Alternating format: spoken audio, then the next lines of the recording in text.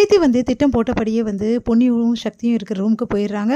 அங்கே போயிட்டு வந்து உங்களை நல்லா வந்து எழுப்பிட்டேன், ரொம்ப சாரி அப்படி சொல்லிட்டு சொல்கிறாங்க.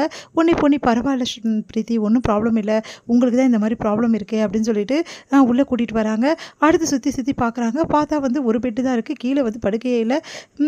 உடனே பார்க்குறாங்க. பார்த்துட்டு எப்படி 2 பேரும் இங்கே தான் படுக்கிறீங்களா, கீழே எப்போவுமே ஒரு பெட் இருக்குமே அப்படின்னா, இல்லை இப்போ வந்து பொன்னி வந்து இங்கே தான் படுக்கிறா, பெட்டு மேலே தான் படுக்கிறா, ஏன்னா கீழே ரொம்ப குளிராக இருக்கும்ல அதனால தான் அப்படின்னோடனே அப்படியே பார்த்து டென்ஷன் ஆகிடுறாங்க. நல்ல காலம் இந்த ரூமுக்கு நம்ம வந்தோம், இல்லை 2 பேரும் ஒன்றா சேர்ந்துருவாங்க போல் இருக்கே அப்படின்னு சொல்லிட்டு மனசில் யோசிக்கிறாங்க பிரீத்தி. சரி எனக்கு தூக்கமாக வருது பொன்னி, ஆனால் என்ன பண்ணுறது, ரூமில் போய் தூங்க முடியாது, தூங்குனா ரொம்ப டென்ஷனாக, பரவாயில்ல பிரீத்தி நீங்கள் எங்கேயே தூங்குங்க அப்படின்னு பொன்னி சொல்கிறேன். நிஜமாவா சொல்கிறீங்க அப்படின்னோடனே எங்கே அப்படின்னு சொல்லோன்னே உடனே என்ன பண்ணுறாரு நம்ம சக்தி வந்து பரவாயில்ல நீங்கள் 2 பேர் பெட்டு மேலே படுத்துக்கோங்க, நான் கீழே படுத்துக்கிறேன் அப்படின்னு சொல்லிட்டு கீழே வந்து பாய் விரித்து படுத்துக்கிறாரு. சக்தி இதனால் உங்களுக்கு எதுவும் பிரச்சனை இல்லையே, எனக்கு எதுவும் பிரச்சனை இல்லை பிரீத்தி, நீயும் வந்து பொண்ணையும் பெட்டு மேலே படுத்துக்கங்க, நான் கீழே படுத்துக்கிறேன், எந்த பிரச்சனையும் கிடையாது அப்படின்னு சொல்லிட்டு சக்தி போய் கீழே படுத்துக்கிறாரு. உடனே பிரீத்தி சந்தோஷப்படுறாங்க. இப்படி தான் உங்கள் 2 பேரையும் நான் பிரிச்சே வைப்பேன், எக்கார கூட உங்கள் 2 பேரும் ஒன்றா சேரவே விட மாட்டேன் அப்படின்னு சொல்லிட்டு மனசுலேயே பிரீத்தி வந்து யோசிச்சுட்டு இருக்காங்க. ஷிவானி வந்து போட்டிங் போகணும் அப்படின்னு சொல்லிட்டு அடம்பிடிக்கிறதால என்ன பண்ணுறாரு, நம்ம வந்து கார்த்தி வந்து போட்டிங் கூட்டின்னு போகிறாரு. அப்போ வந்து நம்ம சக்தி பொன்னி அப்புறம் ஷிவானி கார்த்தி 4 பேருமே போகிறாங்க. அப்போ என்ன பண்ணுறாங்க, ரொம்ப பயப்படுறாரு நம்ம சக்தி.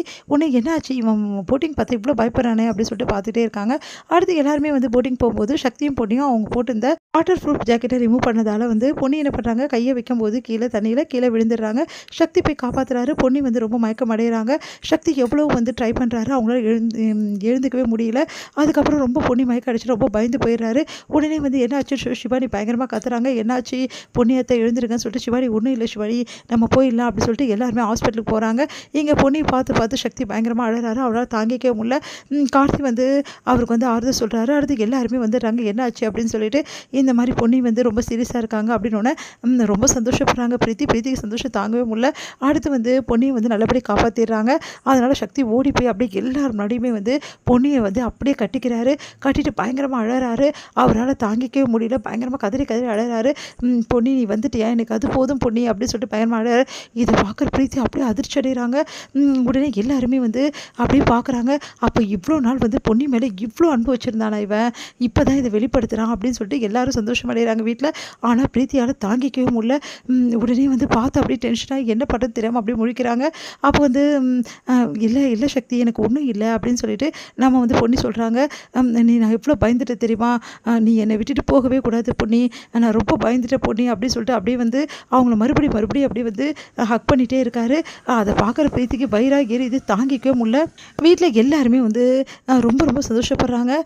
இப்படி தான் இருக்கணும், பொண்டாட்டி மேலே எவ்வளோ பாசம் வந்து வச்சுருக்கான், அன்பு வச்சுருக்கான், இவ்வளோ நாள் வந்து இதை எங்கடா ஒழிச்சு வச்சிருந்த அப்படின்னு சொல்லிட்டு எல்லாருமே கேட்குறாங்க. அது வந்து அப்படின்னு சொல்லிட்டு சக்தி என்ன பண்ணுன்னு தெரியாமல் பார்க்குறாரு. பொன்னி வேற ஒன்றும் உனக்கு எதுவும் ப்ராப்ளம் இல்லைல்ல, உனக்கு வந்து வேறு ஏதோ வலி இருக்கா அப்படின்னு சொல்லிட்டு கேட்டோன்னே இல்லைங்க எனக்கு எந்த வலியும் இல்லை அப்படின்னு சொல்லிட்டு பொன்னி சொல்கிறாங்க. வேறு காயம் எதாவது ஏற்பட்டிருக்கா அப்படின்னு சொல்லிட்டு கை காலெல்லாம் பார்க்குறாரு. அதெல்லாம் ஒன்றும் இல்லைங்க, எப்படி பதறான் பாரு அப்படின்னு சொல்லிட்டு சொல்கிறாங்க எல்லாருமே. இதெல்லாம் கேட்குற பிரீத்திக்கு அப்படியே செம டென்ஷனாக இருக்குது. என்ன பண்ணுறதுன்னு தெரியாமல் அப்படியே பார்த்து டென்ஷன் ஆகிட்டே இருக்காங்க. இது முடியுது.